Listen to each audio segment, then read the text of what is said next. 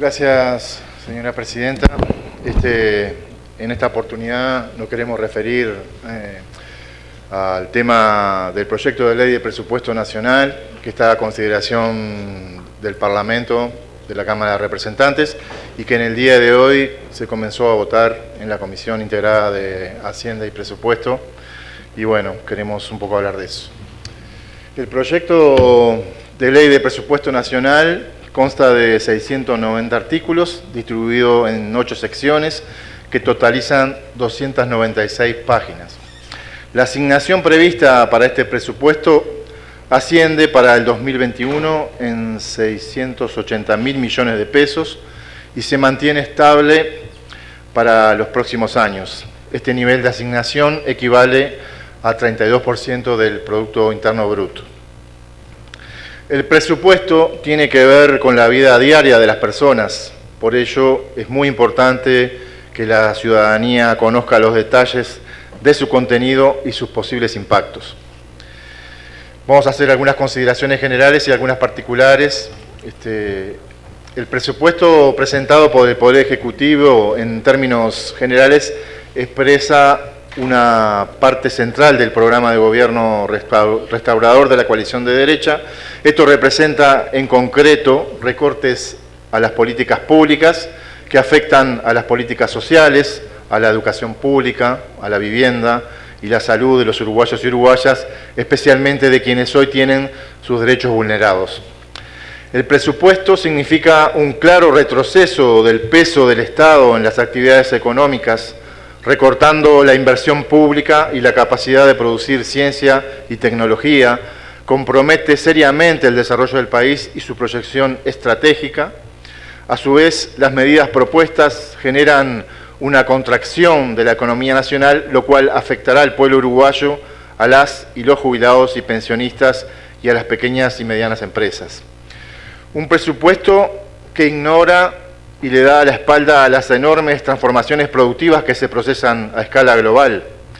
Más allá de las declaraciones de que el objetivo del presupuesto es el bienestar de la gente, lo cierto es que está plenamente inspirado en la metáfora que realizara el presidente Lacalle Pou respecto del Maya Oro, realizadas el 9 de abril del 2020.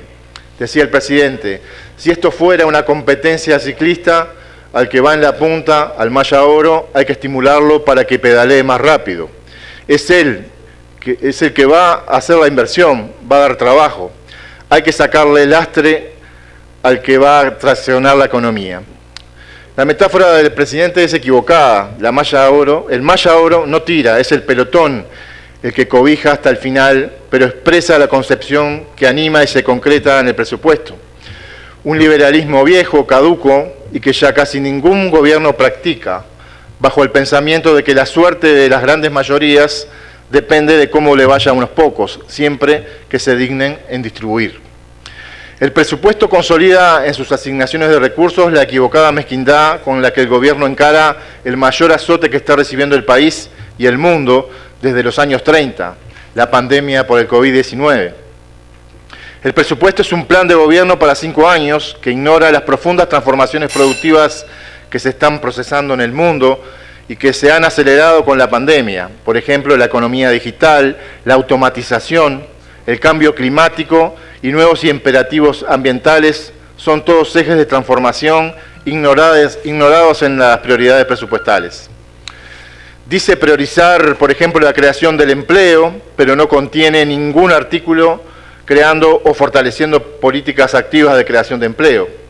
Tampoco contempla ayuda a las pymes ni a los sectores y personas más golpeadas por los efectos económicos de la pandemia. El presupuesto tiene una concepción neoliberal anticuada, más grave aún en tiempo de crisis económica por pandemia, que considera que el mercado resolverá todos los problemas. Promete que el ajuste fiscal, el achique del Estado y la caída de los salarios conducirá a mejorar las condiciones para la inversión privada. El sector privado, de la mano de las grandes empresas, será el Maya Oro de la competencia, el motor de la economía y creador del empleo. En el plano tributario, apenas unas muestras. Se bajan impuestos a propietarios de tierra y grandes empresas, pero nada se prevé para dar un alivio tributario a las pymes, que no solo son la mayoría de las empresas, sino que generan la mayor parte del empleo. Solo propone una rebaja del impuesto al patrimonio de los propietarios del campo, en el artículo 622, que permite actualizar el valor de los campos por un índice más bajo para pagar menos impuesto al patrimonio. Y una rebaja del IRAE a las grandes empresas, en el artículo 626, que permite deducir el 100% de pérdidas de ejercicios anteriores y así pagar menos IRAE, solo para empresas que tributan por IRAE real, por lo que se excluye a las micro y pequeñas empresas y medianas. Un presupuesto que proyecta un crecimiento de la demanda interna difícil de explicar, con un sector público que recorta drásticamente el gasto en funcionamiento, acota la inversión pública y limita las remuneraciones de sus trabajadores. Por la forma en que se redactan los artículos de la ley de presupuesto, no se sabe qué se vota y el Poder Ejecutivo queda con mucha discrecionalidad para resolver cualquier cosa por fuera del Parlamento en temas como ajustes o no de partidas, traslado de funcionarios, eliminación y creación de organigramas y cargos. Ello implica gran discrecionalidad para definir las estructuras del Estado y para definir nuevos escalafones y carrera, sin pasar por el Parlamento, lo cual es muy peligroso. Van a dejar de esta manera estructuras rígidas y gente amañada, declaración de prescindibles, etc. En fin, es un combo que se presta para el acomodo en total inconsistencia con el discurso de transparencia que pregonan los integrantes de la coalición de gobierno. Un presupuesto que proyecta la pérdida del poder adquisitivo de salarios públicos y privados y de pasividades durante gran parte del quinquenio. El gobierno no dice lo que estima que va a pasar con el salario de los trabajadores ni con las jubilaciones, pero de lo que se expresa en la exposición de motivos se concluye que, a pesar de que se proyecta que la economía va a crecer, la porción de la torta que le toca a los trabajadores va a ser menor de la que tenían en 2019 y las jubilaciones no van a aumentar. Retiraron del marco macroeconómico de la exposición de motivos la proyección de la evolución del salario nominal y real para el periodo 2020-2024. No contar con una proyección oficial de los salarios es inconcebible, dada la relevancia central de este precio en la economía. Se trata de un retroceso injustificable en términos de transparencia, a pesar del discurso pro-transparencia que sistemáticamente se pregona. Otro claro ejemplo de propuestas engañosas en este presupuesto es el aumento propuesto para los militares desde la jerarquía de soldado de primera hasta sargento. En el artículo 101, si consideramos que el sueldo de soldado de primera son 24.000 pesos, la pérdida salarial que sufrirá en 2021 ascenderá a unos 1.200, con lo cual el aumento propuesto en dicho artículo de 600 pesos para ese rango apenas cubre la mitad de la pérdida de salario general de todos los funcionarios públicos, producto de aplicar las pautas del propio presupuesto.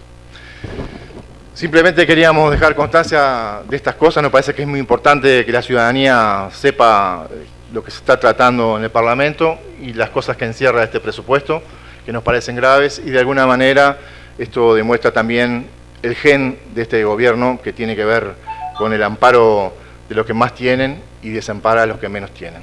Es eso, Presidenta, muchas gracias. Quería pedir que estas palabras sean enviadas al PIT-CNT, a la Mesa Política Departamental del Frente Amplio y a la prensa acreditada ante esta Junta. Muchas gracias.